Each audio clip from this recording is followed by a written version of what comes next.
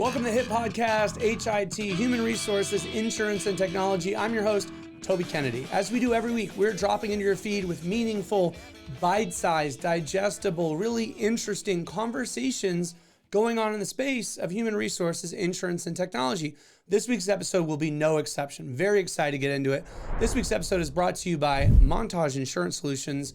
And without any further ado, I bring on my guest. Hello, Carly. How are you?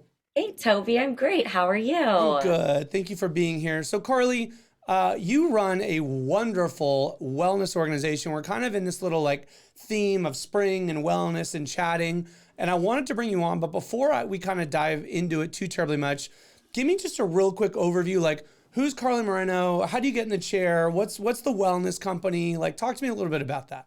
Yeah, and thank you so much for having me. I'm delighted to be here. Yeah. A little bit about me. I am the founder of Marino Wellness. We are a population health solution, and I have over 15 years, believe it or not, in helping companies with implementing their wellness program. In fact, in the 15 years that I've been doing this, I've helped over 1,600 companies implement their initiatives and solutions. I've seen it firsthand. It's just a blast. I really love what I do. Yeah, awesome. So I appreciate that. And so in kind of your, I was going to say, I don't want to say new day job, because as you said, you're coming up, back half of 2 decades, almost been doing this for a long time. But in this kind of world that you operate in, I would love if an employer out there is listening and thinking, hey, I think about launching wellness initiatives, or I'm interested in doing this, but are they just box checky, or how do we differentiate, or how do we find success? So rather than me answering this, I really wanted to bring you on and just give you a chance to say, hey, listen, we have seen differences, we've made differences, and we've done this in certain ways. So maybe just talk philosophy and strategy and best practices. And let me just, turn the mic over to you. Yeah, I'd love that. Thank you so much. Well, today I hope everyone walks away understanding some pro tips, using spring as a great launching pad to kick things off, maybe some things you might not want to do, Love and it. just some advice in general. So let's start with talking about spring. Spring is such a great time. It's a natural time to kick off an initiative.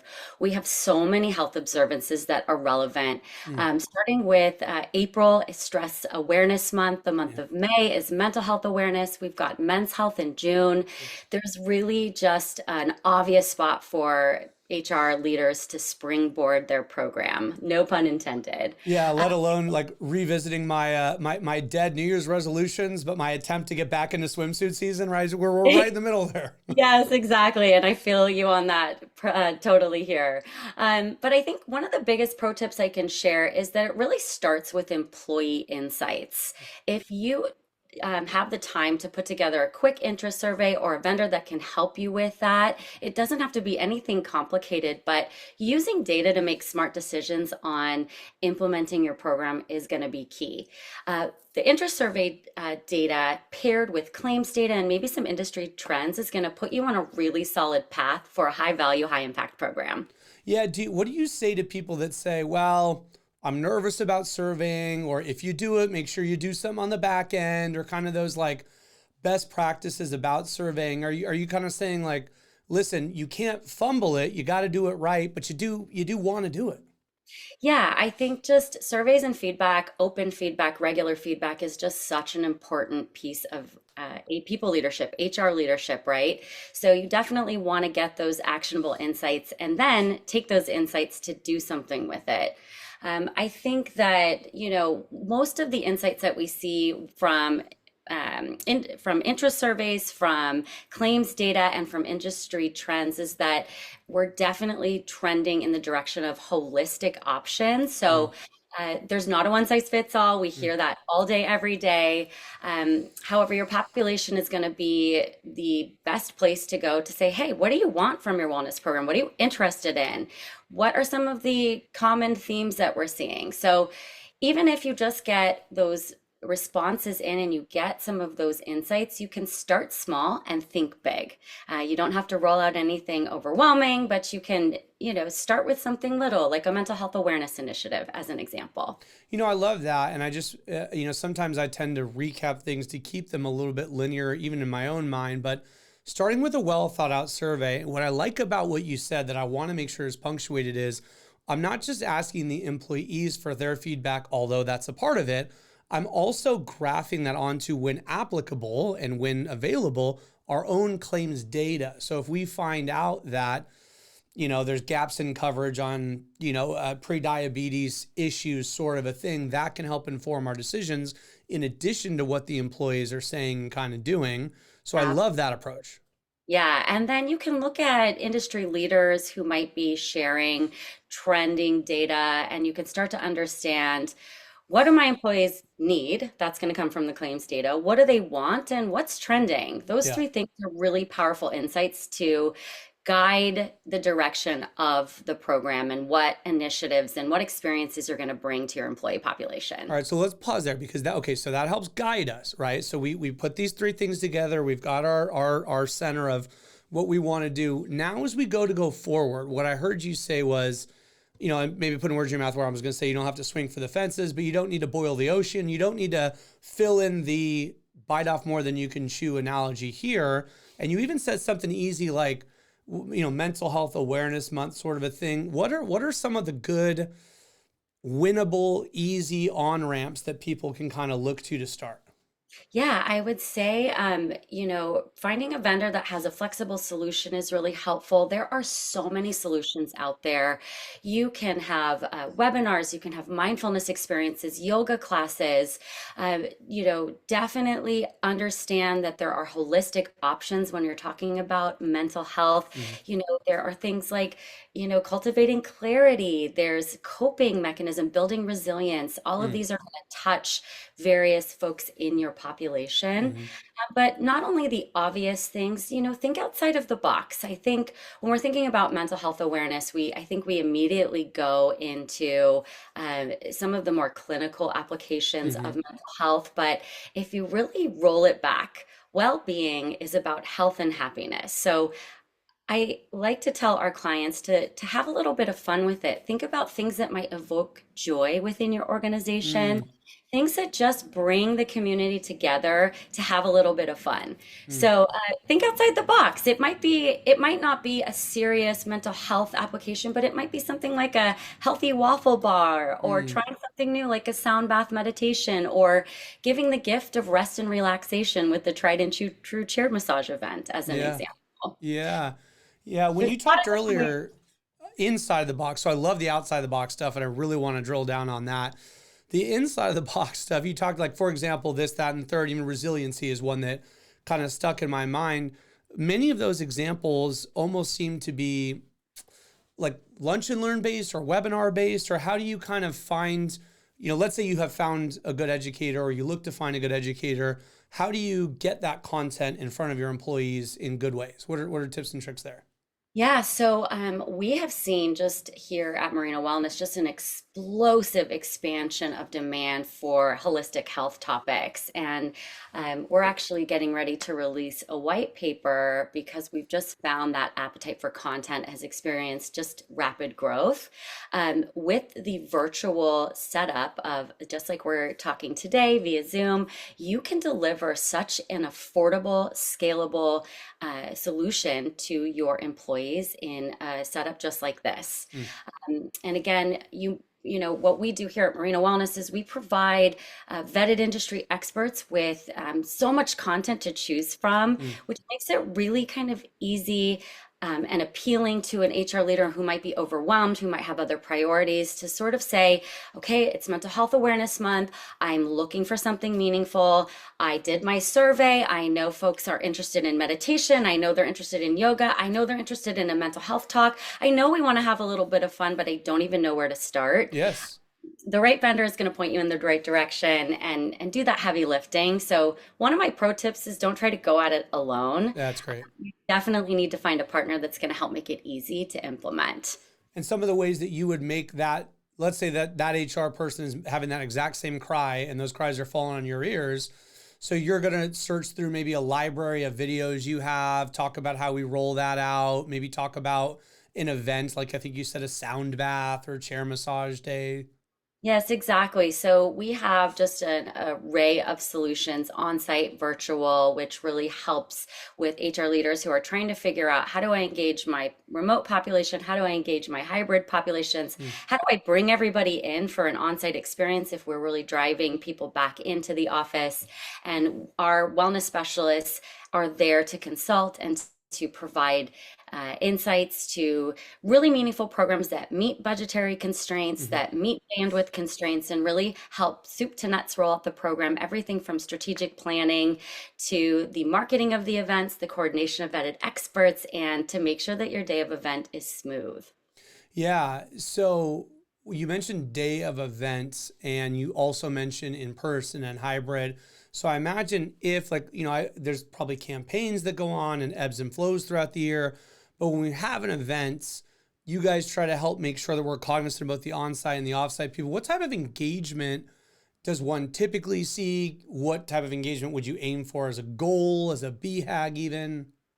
Yeah, that's a really great question. I think, just like I said, it's not a one size fits all. So most of our clients' insights will guide us to provide a variety of experiences. Mhm. And it really goes into planning ahead. The more you plan ahead, the more leadership buy-in you have, the more support you have from the top down, the higher the engagement tends to be. So it's Mhm. really an all hands on deck experience, ensuring that employees know, like, hey, this time is carved out for you. These experiences are truly here for you to Mhm. improve your health outcome, even if it's just to smile today, to get your physical activity in today, or to take a few nuggets from a building resilience seminar Yep. home with you so that you are feeling more emotionally resilient.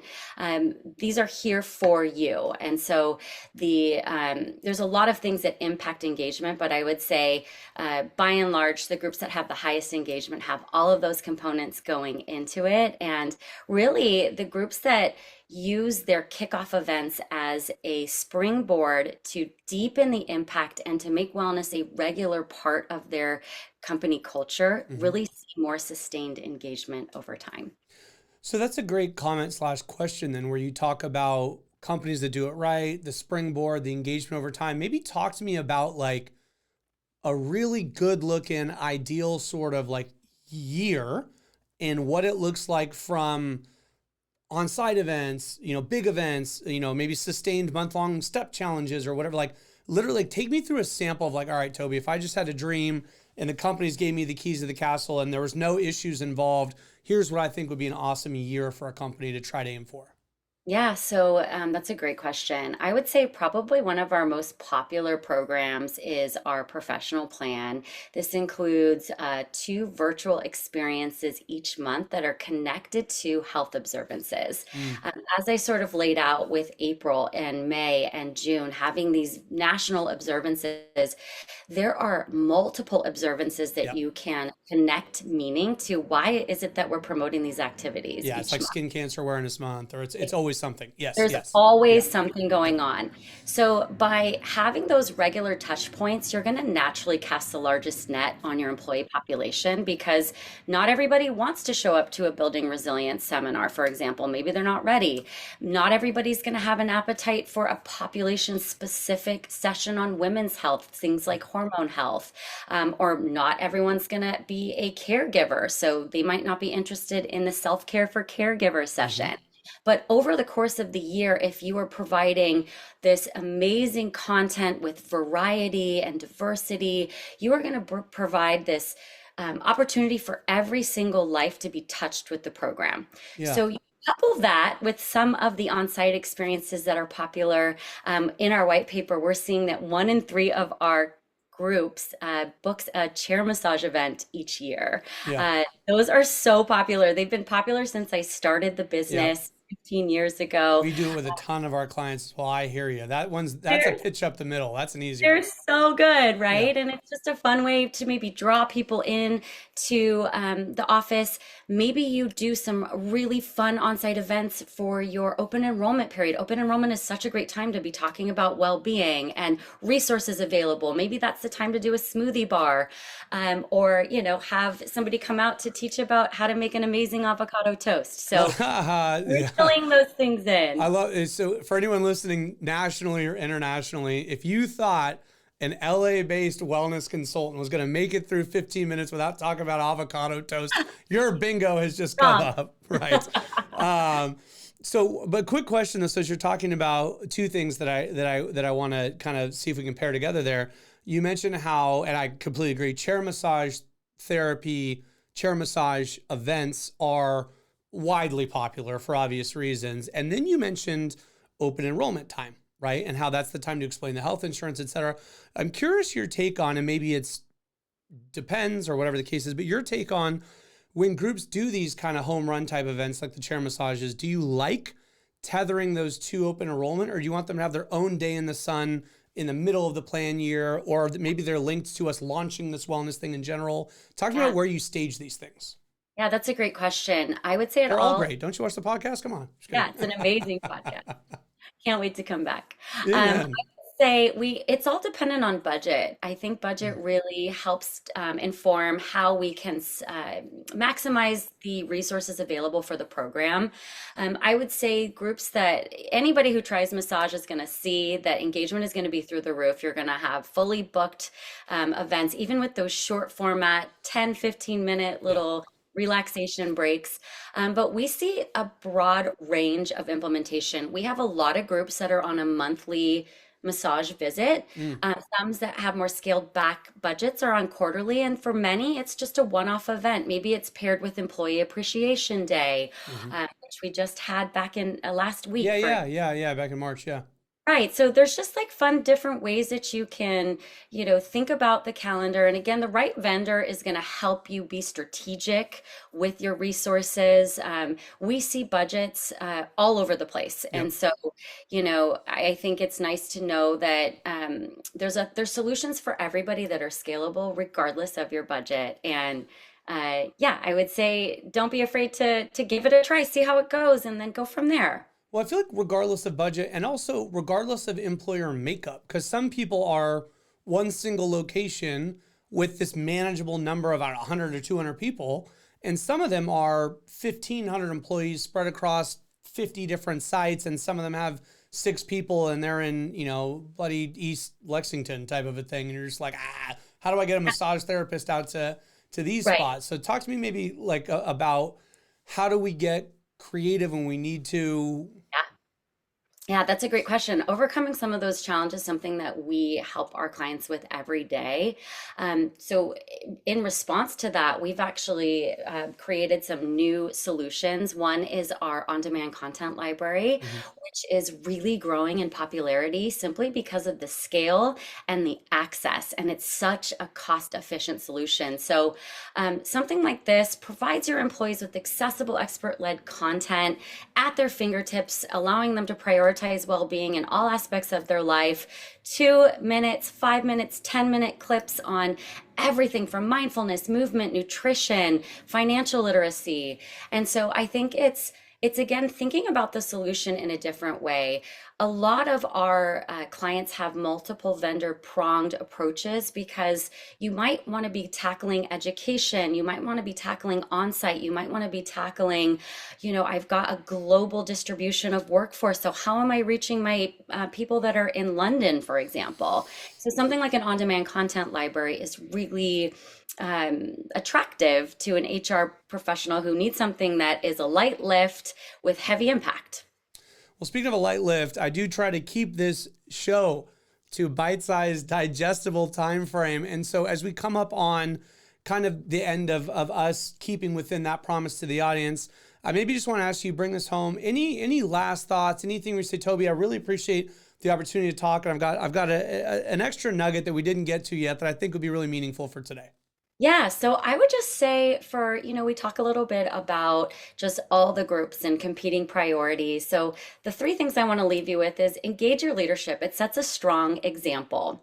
Again, start small, but think big. And then one kind of fun one is, we didn't really get into this, but to embrace AI and technology. I love that. There are so many tools out there that make well-being scalable, affordable. One little nugget that I'll give that's just a free tip is run a meditation script through ChatGPT, see what it comes up with. Take it to your next all staff, your next huddle, ground your team with some spa music, maybe spray some lavender mist in the air, and you've got a team that is not only focused and ready to work, but you've given them a well-being experience that took very little time and was professionally put together, and it's something that they're going to remember. If you liked that tip, remember it was Carly Moreno Wellness that gave it to you. Reach out. Would you want folks to get a hold of you via email, LinkedIn? What's the best way to ping you if they thought, hey, I'd love to get a hold of her? Yeah, reach out anytime. You can reach out to us at hello@marinowellness.com. Visit our website, check us out on social media. We're always dropping tips and content and knowledge on wellness. It's something that we're very, very passionate about. So hope to hear from you. And thank you again for having me today. You've been super generous with your knowledge and your time, Carly. And it's been a joy to know you for all these years and watch you guys really succeed and even to partner with you. So thank you very much. I suppose for transparency, this sort of feels like a paid endorsement. This is just me knowing a great wellness person and wanting to bring you out. So I appreciate the time. Thank you so much. That's all the time we have for you guys this week on the episode. Trying to bring you amazing content over here. So please follow us every week. We're watching the numbers go up. It's really, really awesome. Appreciate your support. Appreciate you, True Hue and Excel Health. Thank you for sponsoring this episode. That's it, guys. That's all the time we have for you this week. Join us next week. Join us every week. And until next week, make this the best week yet.